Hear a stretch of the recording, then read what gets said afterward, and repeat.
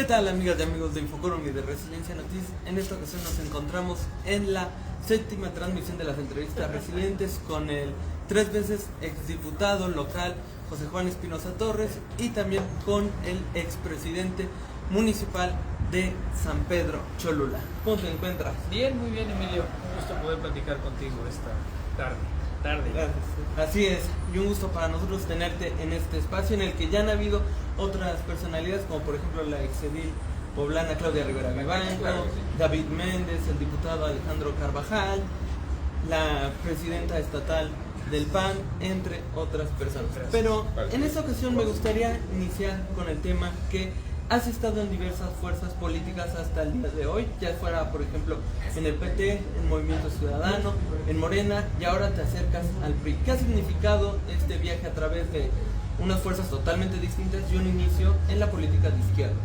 Bueno, yo me inicié en lo que fue Convergencia, un partido de centro izquierda que siempre acompañó al proyecto de Andrés Manuel desde que este fue candidato a jefe de gobierno, y tomé la decisión en el 2017 de mantenerme en el movimiento obradorista, en este ánimo, como millones de mexicanos, de tener un gobierno que primero fuese demócrata y simplemente que se cumplieran las expectativas de los ciudadanos y las promesas del hoy presidente en torno a varios temas que tienen que ver con la realidad del país.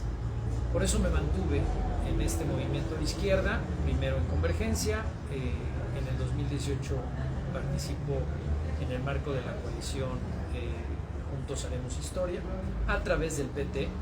Nunca milité en el PT, simplemente ocupé un espacio designado para esa fuerza política de izquierda, a la cual estoy muy agradecido, y donde sí milité hasta hace varios meses fue en Morena.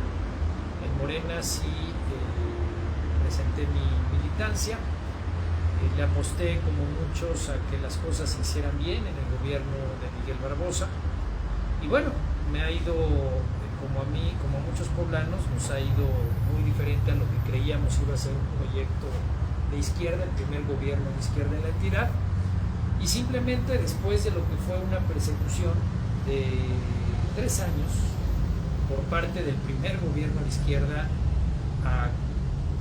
siendo gobernador Miguel Barbosa, a quien yo le ayudé durante la campaña, hicimos campaña juntos, yo en Puebla Capital como candidato a diputado, él como candidato a gobernador. Pero bueno, al final del día la gente sabe cuál fue el estilo de gobierno de Miguel Barbosa, cómo primero persiguió a sus aliados, a los de casa, yo entre ellos.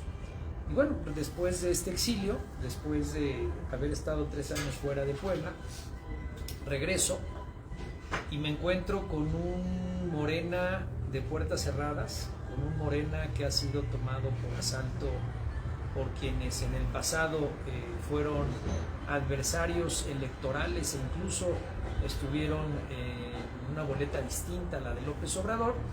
Y ante esta realidad donde Morena ha tenido un mal gobierno en Puebla, ha tenido un mal desempeño a nivel nacional, no se cumplieron las expectativas de las fuerzas progresistas en nuestro país en el marco del gobierno de Andrés Manuel, pues soy un ciudadano libre que acepta la invitación por parte de un partido que forma parte de un frente amplio de oposición, es decir, a través del PRI, y acepto esta invitación de participar en el proceso electoral de este año. El PRI, desde mi punto de vista, y lo dicen sus estatutos, es un partido socialdemócrata, más moderado que otros partidos de izquierda, pero mi formación política no va a cambiar por el simple hecho de que hoy yo decida participar en un frente amplio donde participa el PAN, como en su momento lo hicimos en el 2010, donde lo que se buscaba en Puebla era terminar con la hegemonía del partido gobierno, que durante más de 75 años gobernó Puebla. Y lo logramos. Entonces, así como en el 2010 yo me la juego desde la izquierda en una alianza muy amplia que incluyó al PAN. No existía Morena en el 2010. así como posteriormente en el 2018 yo decido apoyar a Andrés Manuel o seguir apoyando a Andrés Manuel y tuvimos que aceptar la imposición de Barbosa como candidato de este frente, pues hoy los poblanos tenemos la libertad de decidir con quién queremos jugar.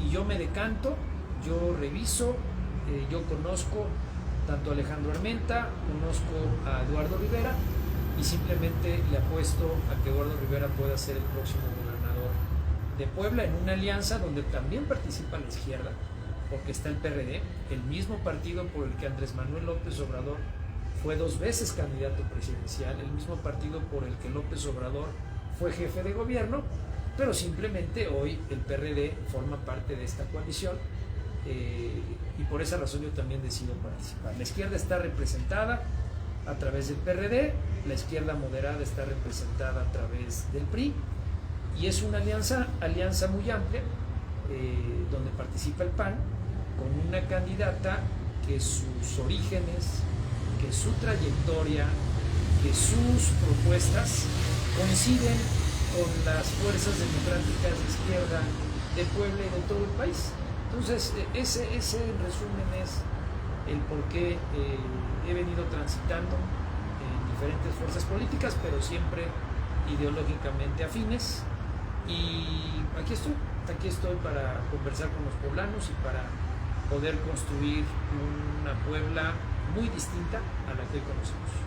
Pues acabas de tocar demasiadas cosas interesantes, para empezar, si no mal recuerdo, en octubre del año pasado ofreces lo que llamas la primera entrevista de tu regreso del autoexilio en esta persecución que denuncias por parte de Barbosa con la Jornada de Oriente.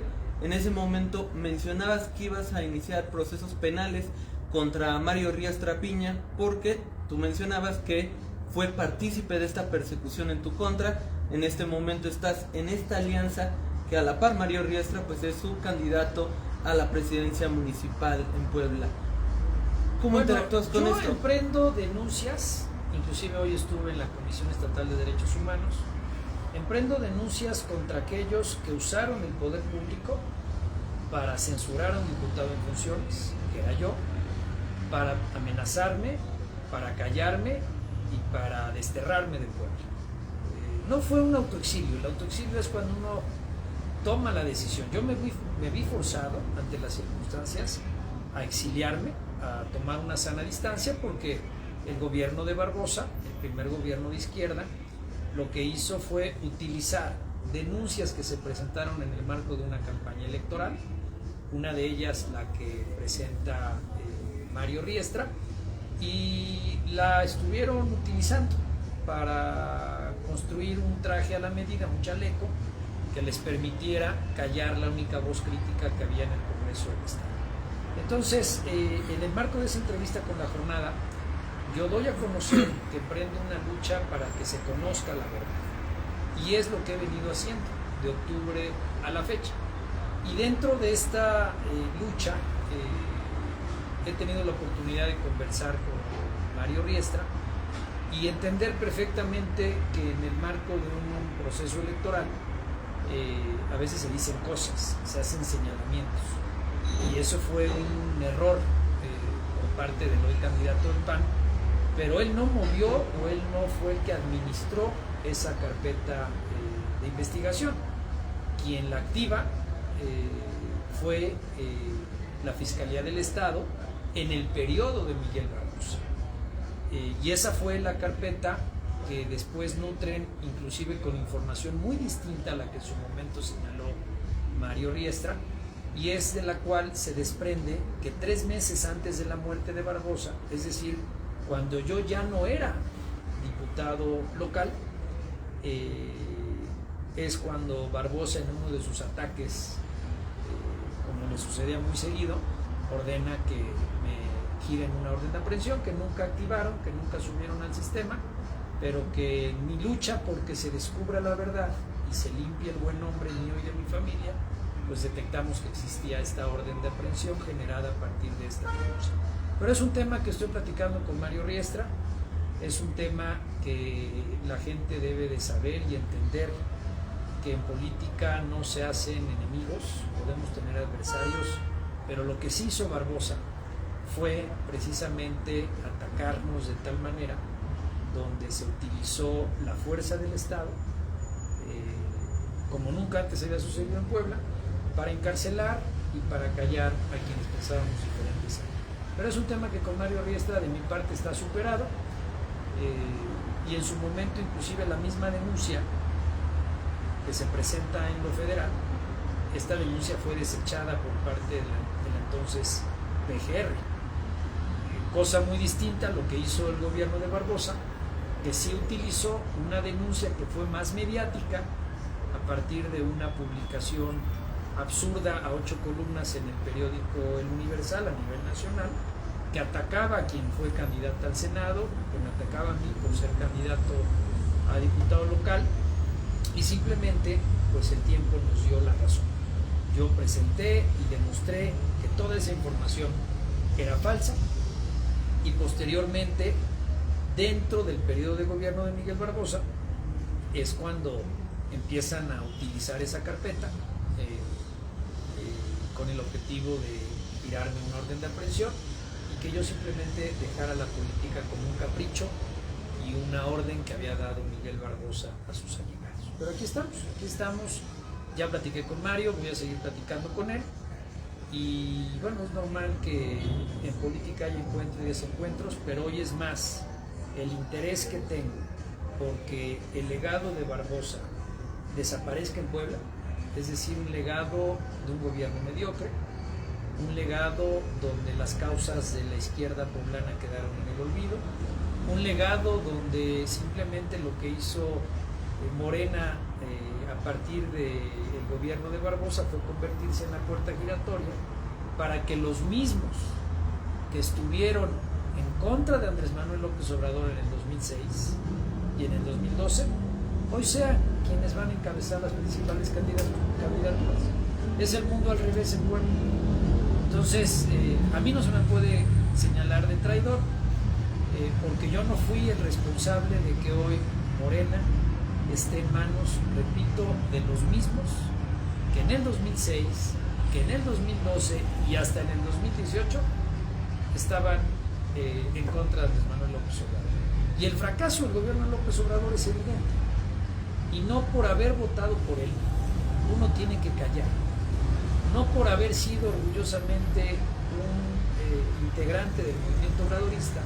Eso quiere decir que si López Obrador no regresó al ejército a sus cuarteles, no frenó la migración, donde recordemos que él dijo que México iba a dejar de expulsar mexicanos a los Estados Unidos, al contrario, la migración va en ascenso, donde Andrés Manuel juró y perjuró que iba a bajar el precio de la gasolina a por lo menos 10 pesos, y al contrario, no solamente ha subido la gasolina, subió la luz, el gas, el precio de la canasta básica se ha incrementado de manera exorbitante, y este argumento de que hemos aumentado el salario mínimo más allá de la inflación es absurdo ante la realidad nacional. Un presidente que militarizó el país, cuando una de las principales causas del movimiento de izquierda en México fue precisamente el que no se violen derechos humanos, el que no se use el ejército para reprimir a la sociedad. Y hoy lo está haciendo el gobierno de Andrés Manuel. El ejército no solamente está en la esquina de nuestras casas, se ha hecho el control de las aduanas, de los aeropuertos. El ejército hoy construye los proyectos del gobierno federal sin licitaciones, con total opacidad, sobre pretexto de que son obras de seguridad nacional. Entonces, la izquierda en México está totalmente desdibujada.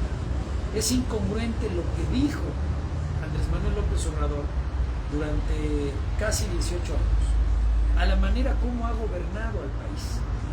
Aciertos ha tenido, ¿cuáles? En materia de política social. El utilizar el presupuesto para disminuir la pobreza ha sido uno de los avances. Pero cuando eso se hace únicamente con una medida populista, clientelar, para hacerse de votos elección tras elección, y a la par les arrebatas los servicios de salud, les arrebatas una educación de calidad, atentas contra las instituciones que de una u otra manera funcionan como contrapesos para evitar excesos por parte de la clase dominante en el poder. Eso no es un gobierno democrático, ese no es un gobierno de izquierda.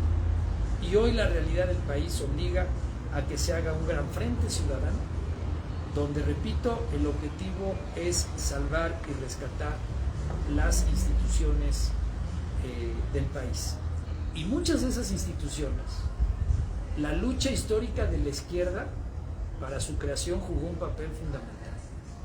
Fue la izquierda la que luchó para que las elecciones no estuvieran en manos de la Secretaría de Gobernación y se crea lo que hoy conocemos como el Instituto Nacional Electoral. Y hoy es el gobierno de Andrés Manuel quien quiere desaparecer al Instituto Nacional Electoral. Fue la izquierda la que combatió a los monopolios y por eso se creó los órganos autónomos desconcentrados en materia de regulación, en materia de telecomunicaciones, en materia de sectores energéticos, de regulación económica. Y esas instituciones donde la izquierda levantó la voz para que en México no existieran monopolios, hoy también están en la mira del gobierno obradorista y pretenden desaparecerlos con el famoso plan C. Decisiones tan básicas como la justificación de un parlamento, donde es el Senado de la República quien tiene que procesar el nombramiento de los integrantes del Poder Judicial a nivel federal, con reglas claras, con trayectoria, con oposición, con una serie de luchas históricas donde también la izquierda pugnó para tener un Poder Judicial autónomo. Hoy el presidente López Obrador desdibuja el Poder Legislativo con este objetivo de que sea el ciudadano quien, además de votar por el Poder Ejecutivo y por el Poder Legislativo, ahora también vote de manera directa por los integrantes del Poder Judicial. Es un absurdo.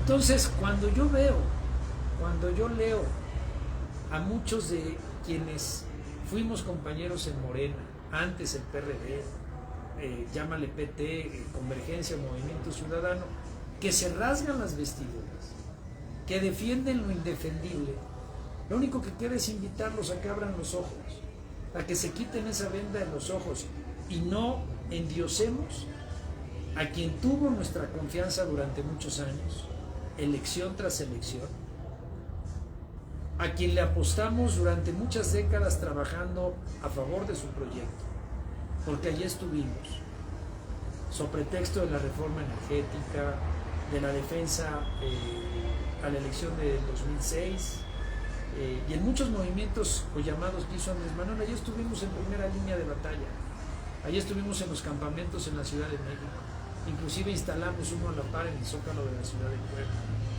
estuvimos en la toma de la Bolsa Mexicana de Valores, fuimos parte real de un movimiento de izquierda que cuando llega al poder no cumplió las expectativas por las cuales se justificó ese voto masivo del 2018. Y yo sí veo un riesgo, de que en el escenario que haya continuidad de lo que ellos llaman la cuarta transformación, que no es más que una deformación de la vida pública, el país se va a seguir cayendo a pedazos. El país va a seguir registrando el mayor número de muertos, el mayor número de desaparecidos. Tan solo el año pasado aquí en Puebla hubo 614 ejecutados, cifras que nunca antes se habían visto en el estado de Puebla. Había estados del norte del país muy localizados donde había presencia del crimen organizado. Hoy esto se ha extendido en todo el país, en todos los estados de la República. Ese es el resultado de un gobierno que se dedica en la mayor parte de su tiempo a polarizar a la sociedad, a querer que el país se divida entre buenos y malos. Y para el presidente son los buenos los que están de su lado, los que levantan la mano, los que no cuestionan sus decisiones y acciones, los que no piden rendición de cuentas en la manera como se usa el presupuesto federal. A todos ellos los etiqueta como los buenos. Y enfrente a quienes pensamos diferente, a pesar de que hayamos colaborado con él, a pesar de que tengamos historias de vida afines a las causas que él enarbolaba, está polarizando la sociedad. Y eso se está reflejando en una crisis institucional en todo el país. Hoy lo que está sucediendo en La Marquesa, donde los ejidatarios atacan o agarran a golpes a los turistas. Hoy lo que está sucediendo con los linchamientos en diferentes municipios del estado de Puebla. Hoy dio a conocer el secretario o subsecretario de Gobernación que en Puebla se han registrado más de 17 intentos de linchamientos. Tiene que ver con una crisis en el tejido social. Hay odio, hay rencor, hay resentimiento. Ha puesto a la sociedad a enfrentarse entre los mexicanos, cuando los mexicanos lo que necesitamos es unidad para salir adelante, donde tendríamos que respetar a quien genera empleos, al empresario, al comerciante, al industrial, al ganadero. Son ciudadanos mexicanos que merecen todo nuestro respeto. Y el presidente ha emprendido una lucha contra aquellos que generan empleos. Ha cuestionado a los aspiracionistas, como él le llama, a la clase media. Ha atentado contra las universidades públicas, señalando que estas están secuestradas por un pensamiento conservador. Ha atacado hasta la iglesia en algunos momentos. O sea, es un presidente que se la pasa polarizando a la sociedad, cuando en el concierto de las naciones México lo que requiere es unidad para hacer frente al cambio climático, para hacer frente a la ola migratoria de la que México forma parte. Y en lugar de lograr esa unidad entre los mexicanos para que a todos les vaya bien, se dedica a seguir polarizando todos los días y no habla con la verdad. Entonces, bueno, hay mucho que platicar y mucho que compartir, pero te toca a ti hacer las preguntas, cuestionarme y a mí responder lo que está en mi corazón, en mi mente y forma parte de mi historia. Eso está perfecto. Y si quieres, regresando un poco al tema estatal, y ahorita vamos al nacional, que es un contexto bastante interesante que planteas. El día de hoy, ¿contra quiénes ratificas la denuncia en la Comisión Nacional de Derechos Humanos? O bueno, en este caso la Comisión Estatal. Contra quien fue directora de Comunicación Social, Verónica Vélez Macul, y contra el gobierno del estado en los años que gobernó Miguel Barbosa. Miguel Barbosa, día de la vida, muere, no se le puede sancionar, pero lo que sí debe hacer la Comisión Nacional y Estatal de Derechos Humanos es calificar esas conductas que ellos desde el poder emprendieron para callarme, para calumniarme, donde utilizaron recursos públicos y donde intervinieron en la vida interna de órganos autónomos o de instituciones muy distintas al Poder Ejecutivo, donde el gobernador giraba la orden a la Auditoría Superior del Estado que me denunciara, donde el gobernador hacía llamados a la Fiscalía General del Estado a que actuara en mi contra, donde él filtraba información supuestamente de actuaciones de la Fiscalía General del Estado. Y eso lo hacían de manera periódica. Y fue lo que generó que por primera vez en la historia de Puebla, un diputado en funciones, un diputado que traía a cuestas más de 45,000 votos de su distrito, fuese supuestamente expulsado, destituido de su cargo público, cuando nunca hubo un proceso legal, cuando nunca hubo una licencia de por medio, cuando nunca renuncié al cargo, cuando nunca se me hizo un juicio político. No había ninguna causal y no estaba yo muerto, que son las únicas 4 causales para que un diputado deje de ejercer sus funciones constitucionales. Entonces, yo lo único que quiero a través de estas denuncias es que se siente un precedente que obliga a que el Congreso del Estado nunca más permita que a uno de sus integrantes, que forman parte de un poder público, que debe ser un contrapeso para el Ejecutivo, se le censure, se le expulse, se le destierre, se le exilie, ¿ok? Como lo hicieron conmigo. Eso es lo que estoy haciendo. En esta lucha yo confío tener éxito en los próximos meses.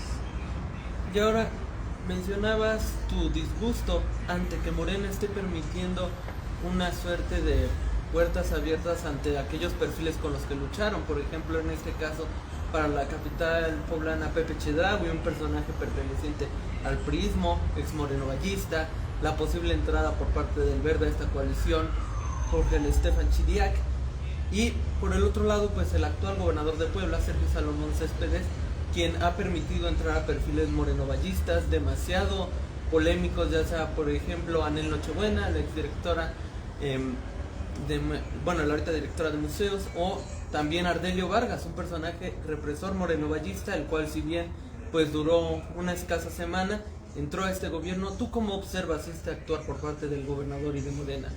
Mira, Morena ya marginó y va a dejar fuera a los principales cuadros fundadores del movimiento en Puebla. Les dará algunos premios de consolación, regidurías, algunas diputaciones locales. Pero las principales candidaturas, como fue en su momento los principales espacios de poder, de gobierno, de gabinete, en ningún momento han formado parte de los precursores del movimiento obradorista. Entonces, el viejo PRI está en Morena. El viejo PRI. Morena no es el nuevo PRI. El viejo PRI está en Morena. Y el PRI queda como una plataforma, un vehículo para poder participar electoralmente y acceder al poder. Pero Morena, tú lo dijiste, yo lo reafirmo, Morena hoy está en manos de quienes en las elecciones más importantes de la izquierda mexicana, operaron en contra del hoy presidente. Si el presidente decide, porque aunque él diga lo contrario, desde la llegada de Mario Delgado se permitió la democracia al interior de Morena. Recordemos que yo estuve a favor del finado Porfirio Muñoz Ledo y le aposté a que él quedara al frente de la dirección nacional. Pero desde la llegada de Mario Delgado, pues lo único que han hecho es entregarle a los mismos que gobernaron en el pasado candidaturas en diferentes estados de la República, posiciones en el partido, y es el día a día que se vive en Morena. Si quieren quedarse a ver pasar a quienes fueron los adversarios de la izquierda y hoy son dueños del partido e irán en las principales candidaturas, allá ellos. Yo no. Yo decido en esta realidad de Puebla y también en algunos otros estados de la República, pues simplemente Morena pareciera que es la plataforma de relanzamiento del gabinete frustrado de la elección del 2010 de Javier López Zavala. Los mismos que estuvieron en la campaña de Javier López Zavala son los que hoy tienen los principales asientos en la precampaña del candidato de Morena a la gobernatura del estado. Cada día son desplazados. Primero Abraham Quirós estaba a la derecha, ahora ya Abraham Quirós lo van a ir pasando en las filas atrás. Y esa es la realidad de Morena. El único legado de Barbosa, desde que él gana la gobernatura, en la elección extraordinaria, es más, desde que él hizo campaña en la elección extraordinaria, y yo se lo dije, es un error que usted haga campaña con Javier López Zavala, es un error que usted haga campaña con los liderazgos más rancios de la Sierra Norte del estado. Es absurdo que usted haga campaña con los morenovallistas. Lo que hizo Barbosa fue entregarse a los brazos de los mismos de siempre. A ellos les entregó el gabinete, con ellos gobernó desde el gobierno interino, y ese es el legado de Barbosa. Morena es la puerta giratoria para que regresen al poder los mismos de siempre. Y la única opción que tenemos los poblanos es participar en un frente donde participa parte de la izquierda a través del PRD, aunque hoy traten de minimizar la presencia del PRD. Lo que queda del PRI, entendiendo que es un relevo generacional, a partir del liderazgo de Néstor Camarillo, yo veo los candidatos o precandidatos aspirantes que está registrando el PRI, en su mayoría son jóvenes. Hay un relevo generacional real que no hay en Morena, que no hubo en Morena. Y también un PAN donde, más allá de lo polémica que fue la administración de Moreno Valle, que ahora que la comparamos con la administración de Barbosa, son incomparables. ¿Dónde quedó el presupuesto que fue mucho mayor en los años que gobernó Miguel Barbosa en comparación a las obras que sí se hicieron en el gobierno de Rafael Moreno Valle. Yo cuestionaba al gobierno de Moreno Valle porque se trataba de hacer o de lograr un gobierno mucho mejor que el de Moreno Valle. Y lo único que hicieron a partir de la llegada del gobernador interino, impuesto por Miguel Barbosa, no sabemos dónde quedó el presupuesto. Ya supimos de Accent, ya supimos la falta de pago de impuestos de más de 1,000 millones de pesos. Ya supimos que los jingles del gobierno cuestan 19 millones de pesos. Mandar a hacer una canción, 19 millones de pesos. Y todavía no se transparenta y no se sabe cuál fue el destino de miles de millones de pesos en el gobierno de Miguel Barbosa. Entonces, el PAN de hoy carga con ese resultado de buen gobierno morenovallista en comparación a lo que fue el mal gobierno de Miguel Barbosa. Y si se da esta combinación, estoy seguro que, conociendo la trayectoria de Eduardo Rivera Pérez, conociendo los resultados que tuvo Eduardo Rivera Pérez en comparación a la administración de otra morenista, Claudia Rivera Vivanco, que fue vapuleada, que fue pisoteada por Miguel Barbosa, pero no se trata en Morena de seguir echándole la culpa a otros de lo que no han hecho cuando fueron gobierno. Y en ese ejercicio comparativo en Puebla, hoy los poblanos en su gran mayoría, aunque las encuestas pagadas con recursos públicos digan otra cosa, Eduardo Rivera lleva la delantera. Yo estoy convencido, porque platico con la gente, que Eduardo Rivera, si hoy fuese la elección, ganaría 2-1 en las cabeceras distritales. El voto urbano en su gran mayoría está a favor de Eduardo Rivera. Y con los errores que está cometiendo el movimiento de izquierda, o Morena, estoy seguro que tenemos todo para poder ganar la elección del 2024. Eduardo Rivera, ustedes pregúntenle a la gente de Acatzingui qué hizo Alejandro Armenta cuando fue presidente municipal, ya ni se acuerda.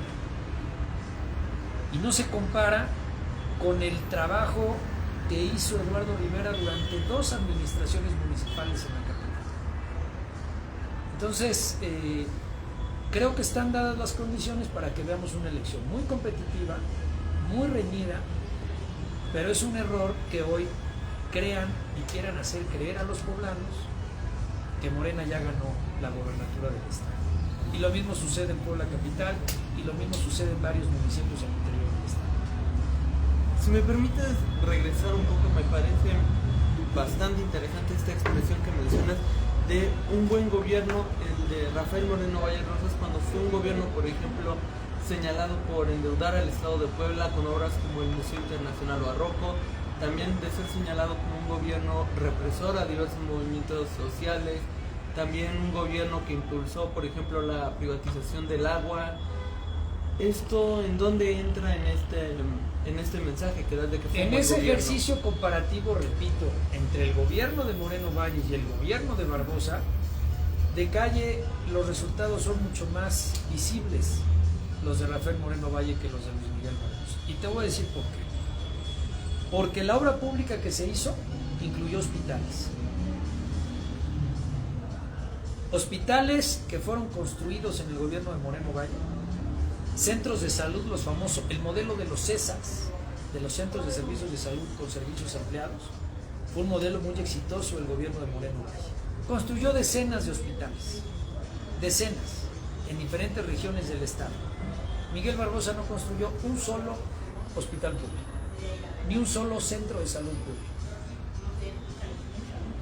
Y los hospitales están ahí. ¿Qué hizo Barbosa en materia de salud con estos hospitales? Gastarse millones en cambiarles el color y en cambiar las fachadas. No hizo un solo hospital público en el estado de Puebla, el gobierno, el primer gobierno de izquierda en nuestra entidad. En materia cultural, Rafael Moreno Valle instaló la rueda de Puebla, construyó el tren turístico Puebla-Cholula y construyó el Museo Barroco. Estos 3 proyectos Por aquí entró Luis Miguel Barbosa y en lugar de consolidarlos, de mantenerlos, la Estrella de Puebla no sabemos dónde quedó, no sabemos dónde está. Lo que sí sabemos fue que Barbosa ordenó que dejara de operar la rueda de Puebla, como también ordenó que dejara de operar el tren Puebla-Cholula, que perfectamente podía haber sido utilizado como un servicio de transporte suburbano, como en otras zonas metropolitanas del país. Y desapareció el tren turístico de Cholula. Dicen que lo vendieron. Ese es el legado de Miguel Barbosa en materia cultural. Y el Museo Barroco, reconocido a nivel internacional, lo mismo, lo primero que hizo Luis Miguel Barbosa fue desmantelar las obras, volverlas a mandar a museos de menor presencia a nivel nacional e internacional, y por lo que se le recuerda, el primer acto fue organizar luchas libres en el interior de esta obra arquitectónica emblemática. Otro argumento que tú comentaste fue la persecución. Miguel Barbosa encerró a presidentes municipales en funciones, a expresidentes municipales que la mayoría de ellos ya salieron de la cárcel por haber demostrado su inocencia. Eso no lo hizo Rafael Moreno Valle. Miguel Barbosa sí encarceló a defensores de recursos naturales, como sucedió en Huejotzingo. Miguel Barbosa sí encerró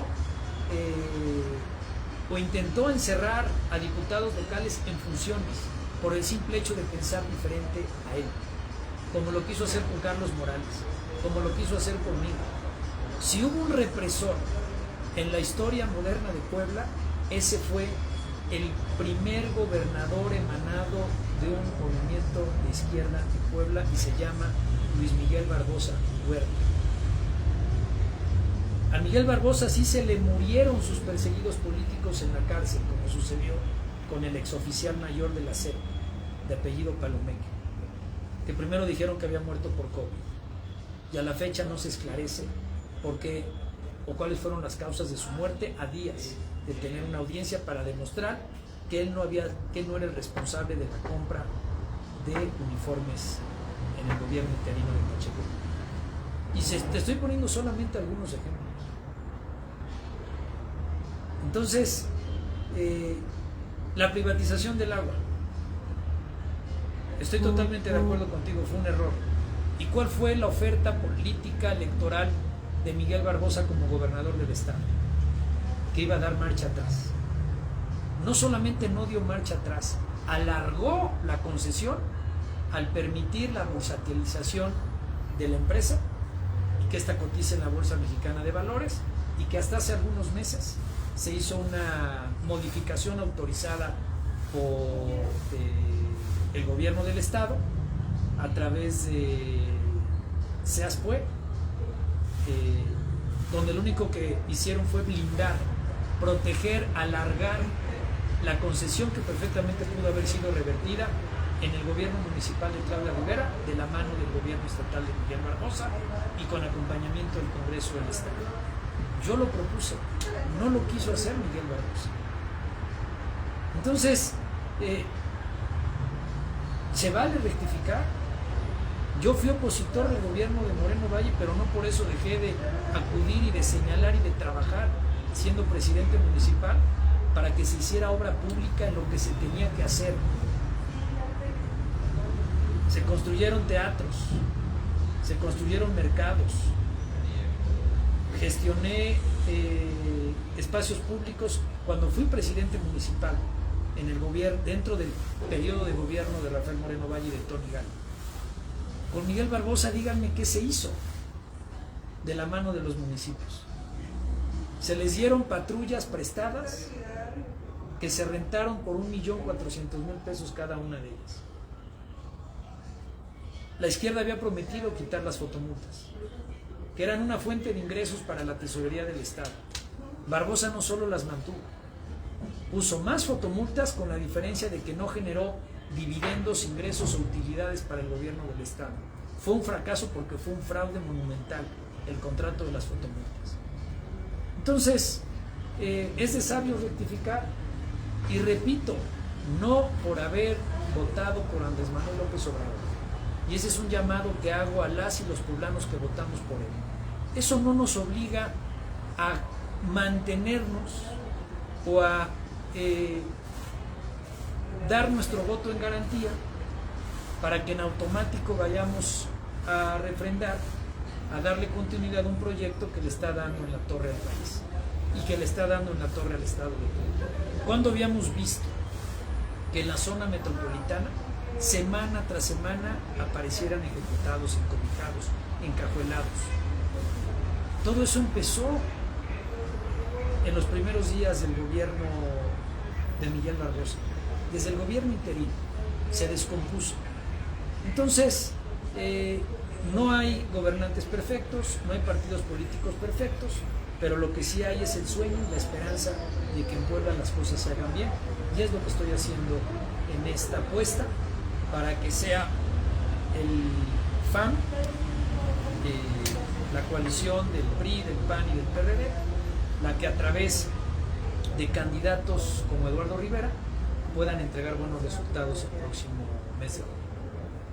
En este tema, como bien lo mencionas y viendo el panorama amplio, pues en temas como el aborto, la desprivatización del agua, temas de derechos humanos y demás, tanto Morena como el PRI, el PAN y el PRD han quedado a deber en el estado de Puebla, ya que no se ha visto prácticamente a ninguno de estos gobiernos actuar en favor de estos temas que son exigencias sociales y ciudadanas. Si tú llegas a ser legislador por el PRI a nivel federal, ¿vas a buscar en Puebla que estos temas avancen y también en un contexto nacional? Mira, no se puede hablar de propuestas en este momento. Lo que sí sé es que los objetivos mayores de esta coalición, te los enumeré, tienen que ver con respetar las instituciones democráticas, tiene que ver con mantener los pesos y contrapesos para evitar que en México se instale una dictadura, una tiranía, tiene que ver con garantizar el respeto a la libertad de expresión, que también está en riesgo en el país. Un presidente que dedica horas todos los días para denostar a líderes de opinión, a periodistas, a comunicadores, mientras a Epigmenio Ibarra le condona impuestos y le presta cientos de millones de pesos, dedica horas y horas y horas para atacar a los periodistas que simplemente emiten información distinta a la que le emiten todas las medios. Entonces, creo que hay otros temas, y no, con esto no quiero decir que no es importante abrir el tema del debate de la interrupción legal del embarazo. Así es como yo le he llamado desde que presenté por primera vez la iniciativa en Puebla, en la 56 legislatura. Ley para la interrupción legal del embarazo, con una perspectiva de salud pública, que tiene que ver con el derecho de las mujeres.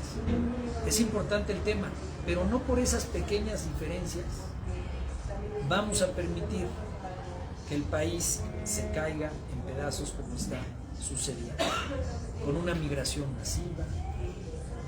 No nos dijo Andrés Manuel que ya los mexicanos no solamente se iban a dejar de ir, que iban a regresar a su tierra, a sus pueblos, a sus ciudades, porque aquí va a haber oportunidades de empleo. Mentira tras mentira todas las mañanas. Entonces, eso en materia de la pregunta que me hiciste. ¿Qué otros derechos humanos? Se habla, por ejemplo, de leyes más estructuradas alrededor de cómo es que van actuando diversas instituciones, por ejemplo el tema de perspectiva de género, que es algo que a día de hoy se ha ido aterrizando, pero todavía se acusa que fallan diversas instituciones, como por ejemplo en la Fiscalía General de la República, en las fiscalías estatales, protocolos de este estilo. Mira, no estamos en la etapa de propuestas, pero sí de diagnóstico. Y es muy claro que no hay autonomía en las fiscalías en varios estados. Es muy claro que sí, se han registrado gobernadores misóginos, violentadores de las mujeres. Muchos de ellos son los que han emanado de las filas de Morena. Barbosa fue un claro ejemplo de ello. Cómo le hablaba a las reporteras, cómo trataba a su equipo de colaboradoras, cómo se pronunciaba en torno a la exgobernadora Marta Erika. Entonces, creo que todo esto en el Frente Amplio por México son temas que se tendrán que seguir abordando. Hay pluralidad, porque quien gobierna, gobierna para todos. No es un tema de chairos y fifís, no es un tema de ricos contra pobres. Por más que el gobierno federal intente llevar una agenda o una maquinaria propagandística desde el poder para tratar de engañar a los mexicanos, la realidad los va a envalentonar, les va a abrir los ojos, y yo confío en que el país cambie, se mantenga lo bueno que ha generado este gobierno. La oposición de llegar al poder no va a desaparecer los programas sociales, estoy seguro de ellos, pero va a garantizar que los servicios públicos y lo que justifica la existencia del Estado mexicano se cumpla. Entonces, ya falta poco para que arranquen las campañas, y ahí es donde vamos a llevar las propuestas, vamos a llevar muy bien articulado el discurso, las acciones, con el resto de los candidatos que nos permitan pues entregar buenos resultados. Para ir terminando, me gustaría saber tú cómo observas la presidencia municipal de Paola Angón, preguntándote a ti como expresidente municipal de esta región, una mujer la cual para su segundo informe de gobierno realizado el año pasado, pues fue bastante polémico por detención, ya fueran activistas que se estaban manifestando afuera de este lugar, o también la detención de un periodista que después quedó en libertad al comprobarse que pues no había hecho absolutamente nada para que se debiera esta detención. Mira, el gobierno de Paola Angón como el gobierno de José Alberto Arriaga han quedado mucho a deber. Los resultados están ahí, la gente sabe si se ha hecho o no se ha hecho obra pública, si se mantienen o no programas sociales, si la calidad de los servicios públicos es la que merecemos o la que habíamos ya alcanzado años atrás. Y la decisión de quién será el candidato o candidata de San Pedro Cholula está en manos de los dirigentes de los partidos del PRD, del PAN y del PRI. Si en algún momento nos llegan a pedir nuestra opinión, la daremos. Si en algún momento se equivocan en la postulación de un candidato, pues ¿qué te puedo decir? Será la gente de Cholula la que decida. Lo que sí sé es que Cholula merece más, y lo que sí sé es que en Cholula el ritmo de crecimiento que se había logrado años atrás se frenó desde hace 5 años. Entonces, pues ojalá tomen las mejores decisiones, y ojalá quien quede como candidato o candidata se deje ayudar. Y para eso hay que hacer un equipo de regidoras y regidores que sumen, no que resten, que tengan experiencia, que no sea gente improvisada. Y bueno, ojalá también, así como estoy seguro Puebla Capital, el Frente Amplio por México va bien, así confío también que suceda en San Pedro Cholula. Bueno, pues agradecerte por estar en este espacio, sin duda alguna, temas bastante interesantes, bastante importantes, y nos encantará tenerte nuevamente. Cuando inviten, ahí vamos a estar. Muchas gracias. Gracias, te lo agradezco mucho. Gracias.